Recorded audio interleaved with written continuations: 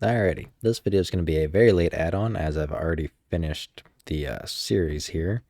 One thing that I messed up on, I need to go ahead and fix now. So I'm gonna have both videos posted. But this one's going to be like a part 34.1, and I have two 34s which I messed up because I misnumbered them. So anyways, basically the way I was doing it was for clearing the shop inventory. For some reason I didn't think, because I already had kind of the basic functionality built already made to remove items from the inventory.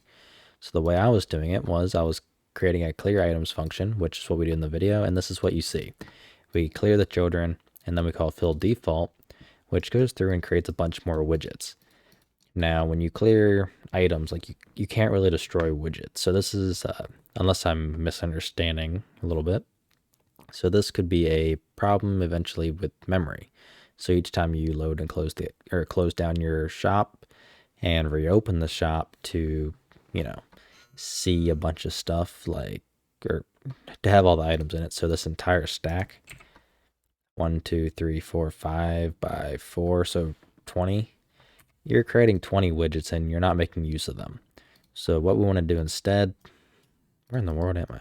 There it is not create the children and spawn new widgets. Instead, what we want to do is we want to loop through the children and disable them.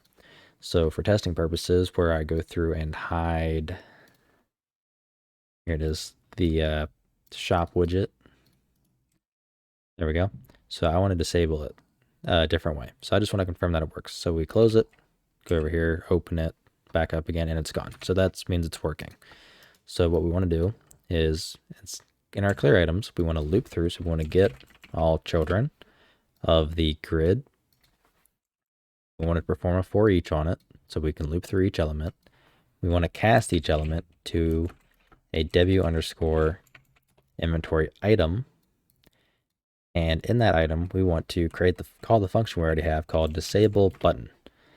And that goes through, sets the opacity of the image, makes it not hit testable so we can't click on it, sets the item stack to 0, and gets rid of all the item data. So it resets it back to nothing. So now when we go through, we click on our inventory, it comes up, we can close it, bring it back up, and it's gone again. Except this time, instead of going through, deleting all these and recreating them, what it does is it simply goes through and replaces each one of these that are already existing with 1, it clears out the item data, and 2, it gets rid of the image that we were using, and it also disables the button from being clicked on as well. So that's just a nice little efficiency improvement there that we have done. So then, once we're good to go, let me plug this back up.